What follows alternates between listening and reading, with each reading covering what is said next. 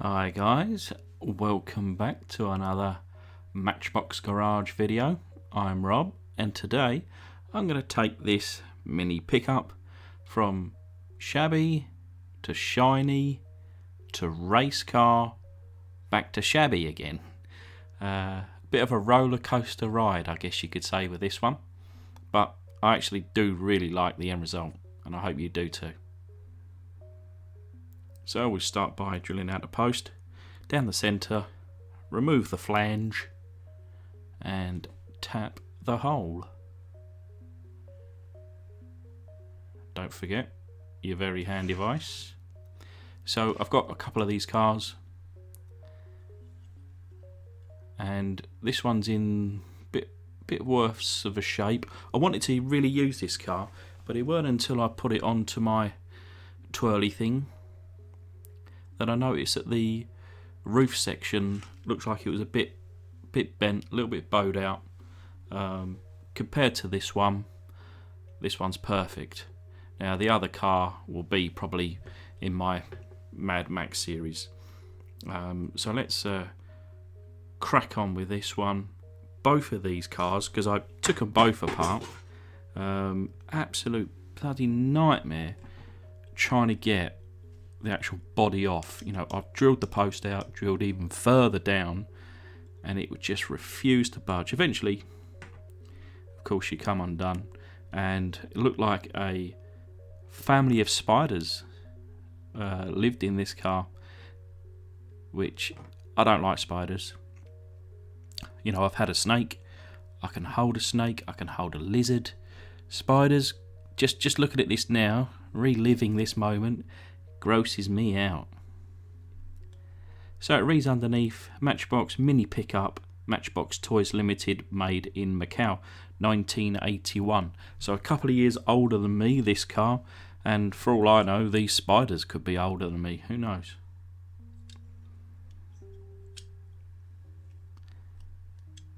But my initial intention with this car was to make, well, to be honest, this you would have watched just recently a build-off video between me and Nick's Toy Garage. This was and started out to be my kind of competition entry, shall we say. But yeah, it didn't go the right way. But I wanted to do like a race-themed kind of 4x4. So I was considering using these race cars, bits from these race cars to, you know, kind of turn it into a race car. So whether that's using the spoiler, the driver, the engine, you know, we'll kind of see what we come up with. Now I knew the wheels weren't going to work for me because they are proper off-road wheels, and I wanted to kind of, you know, transfer it into, like I say, a race truck or a race car, whatever it is. And I was just going through all the bits and pieces, figuring out, okay, well I can use, you know, the wheels from that car. How would they suit? How would they fit? And actually, the width-wise, spot on, absolute spot on. But proportions just didn't really work for me. I wanted it, you know, kind of big wheel at the back, small wheel at the front. You know, kind of get it low and almost like a dragster, you know. But I went through various wheel choices, and nothing really caught my eye. Now this is the thing, so I do so many cards now. At the moment I'm doing a daily upload, but I also want to do, I'm not just doing cars for the sake of it. You know, I want to enjoy what I'm doing, so that I am providing a variety. You know, I'm doing true restorations, some customs, some Mad Max, some just kind of off the wall cars such as this one. But yeah, none of these kind of wheel packages were really taking my fancy. So I kept on wondering what to do with that, and thought, okay, let's move on. What else can we do? And this is the driver here from the race car. I thought, yeah, you know, he's kind of round about the right size. We can get him in. This is the engine. I thought that'll look pretty cool as a rear engined race car. Who won't want to tear down the drag strip in that. And then I was even looking at, you know, using the spoiler from this Formula 1 car. I was considering using the front spoiler as well.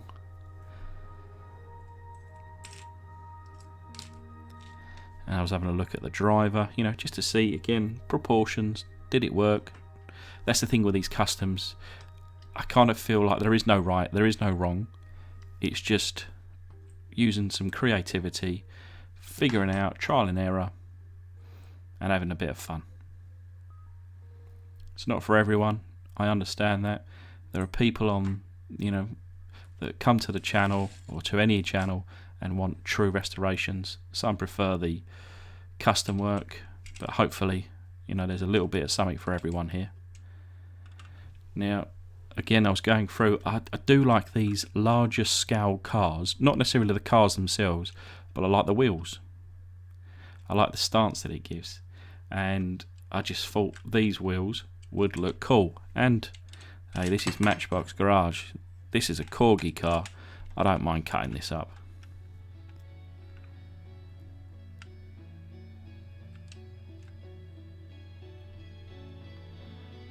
I like the size, I like the width. So if you can imagine the wheels, the engine, you know, I was getting excited at this point.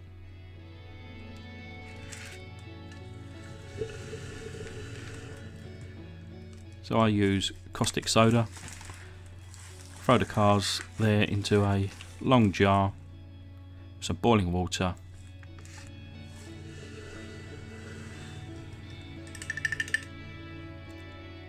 and usually 2 tablespoons of caustic soda does the job.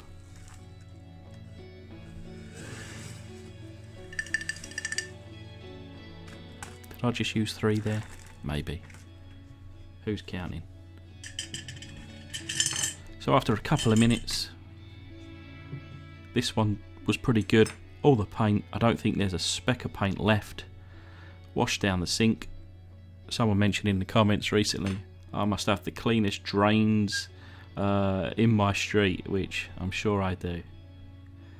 So the base, which I'm not a lover of painted bases, so that'll be polished up. One of my polishing tools here, not many kind of bristles on the end of that, so I'll refresh that. And a few minutes later, looks lovely, doesn't it? Shiny, shiny. Tempted to just leave it kind of as is, but of course, so I was considering here, do I bring the wheels in, so you kind of put in the axles right down the bottom of, I don't know, the axle holders, I don't know what the correct terminology is for that, but or lift up the axles, which will bring the body down. So you see, like that, if I, this is now kind of touching frame, I guess, but if I just raise it a little bit, then we can actually, you know, make it a roller, which it certainly is now. But again, at this point, I was still, you know, I didn't have a plan, still figuring out what I wanted to do, and probably most importantly, how I was going to do it. So here's the engine again, just kind of trying to find its position. Where would it go? At the back there, bring it forward.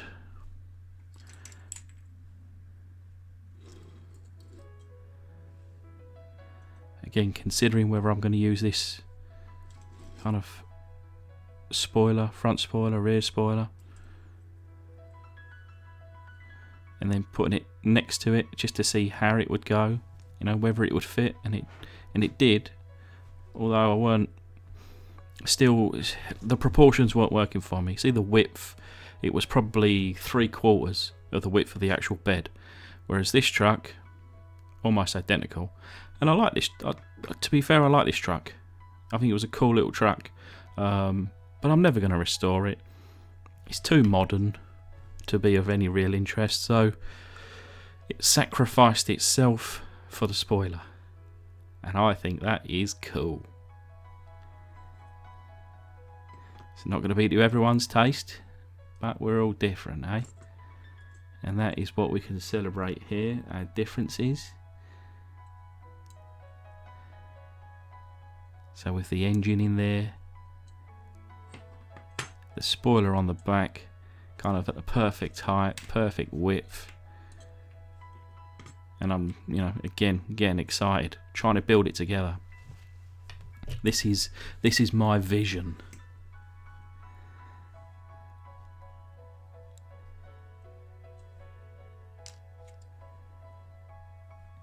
So these parts here I'm not going to use today, but put them to one side and they will be used in the future.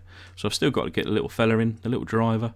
So at this point I was thinking I'll just paint him up and I'll literally glue his head right to the glass, you know. So because I'm a bit of a genius, I used a bit of wood, genius very loosely, a bit of wood at the bottom there just to raise it up, and then a couple of bits of wood. So this is to replace this wheel retainer which holds the axles right down the bottom. My wood modification allows the axles to raise up and therefore lower the car. Very scientific. I'm not an engineer. My dad is, but yeah, I didn't take after him perhaps with true engineering skills. But I did do woodwork at school and, you know, cut a little bit out there. So this is a decal pack that I bought from eBay for a couple of quid, just a generic one, and I thought, yeah, I'll put that on too. This is just the wood that I used to put into the chassis area there. Just cut it with a Stanley blade or an X-Acto knife, I think you guys call it in America. But yeah, kind of further excited. So now let's get some Tamiya Fine Surface Primer in white. And then the colour I'm going to paint it is this enamel yellow. I thought it would go quite nice with those blue racing stripes and the number decals. Didn't really know what colour to paint it, to be honest, but the kind of, like I say, the contrast between the decals made me choose the yellow.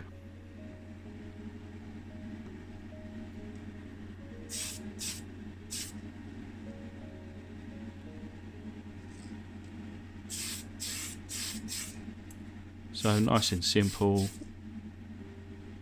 with the undercoat here. I just put on one single layer, you know, a thick layer, just to help the paint adhere later on. I did before painting this, or was it in between? No, it was yeah, I did do a second coat because I noticed a couple of little nicks in the bodywork, so I did put a little bit of filler in, and then I did do a second coat, which is rare, to be fair. And then of course I put on some primer onto the spoiler, and then let's go with the yellow paint. I super glued this, as you can see, to the end of one of these bamboo sticks. I think it's a cocktail stick, but yeah, just glued it literally straight to the end of it, because otherwise if I was holding it I would have, you know, obviously had an area that wasn't painted. So felt that this was going to be the best way, and yeah, it did the trick actually. So I find with these enamel paints, they're quite, well, one, they take a little while to dry, which is not a problem, but they take longer than the acrylics, and two, it does kind of jam up my airbrush a little bit more than perhaps, again, I'm just kind of got it to the side of me, than the acrylics do. But again, you know, if it takes an extra couple of minutes, so be it. The finish I find on the enamels, you know, it's worth that extra time, because of the gloss finish is wonderful. And you can just, I just lather it on. Normally I'll do 2, 3, 4 coats sometimes, but depending on the piece, just get it on in a couple of coats, heavy straight from the off.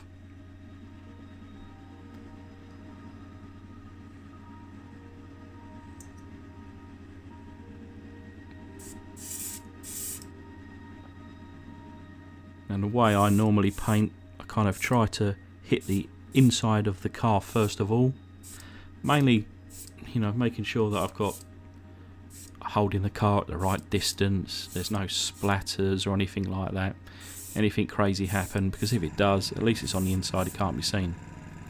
After painting the inside, I'll try and get all the arches, bottoms of the seals, etc. And then before, just doing the nice long strokes across each side of the car.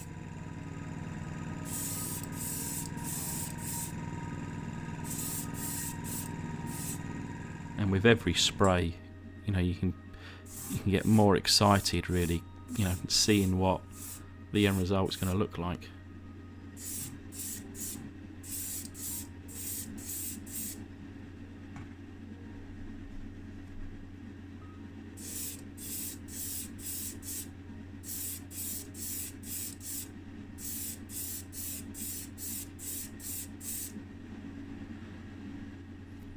So this was after, I believe, 3 coats, and if you look in the light, it is a perfect glass finish.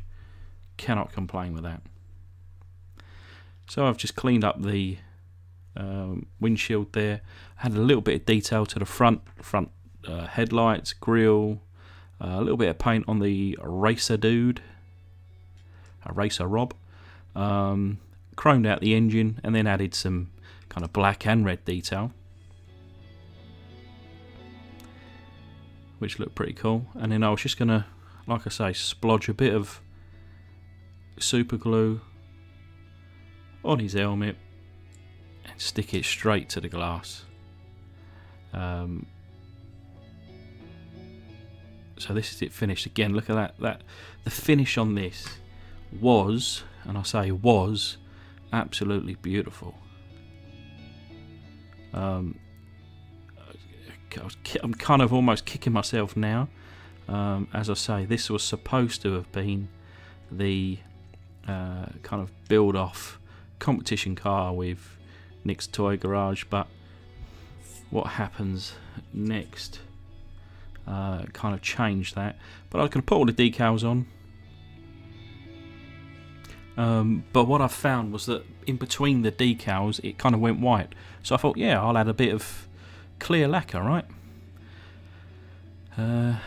Well, there was a quick second to how I felt and my head in my arms, because I wanted to put a little bit of lacquer over the top of the decals so that they look shiny. And I don't know if you can see, but it has had a massive reaction with the paint, and the whole car is wrecked. And now I've got 2 options: either strip it down, start again, or I'm going to weather it like an old weathered race car. This is the result.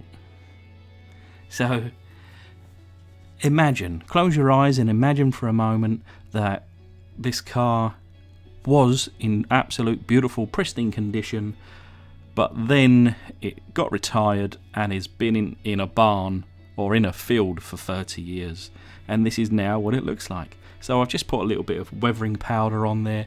You can see all the cracks within the paint, the reaction to that clear had. Unbelievable. But anyway, thanks to my Patreons, Wills and Things, Bearded Outcast, Nick's Toy Garage and Mark Dandridge, and thank you to everybody else that watched. Hopefully you'll stick around for the next one.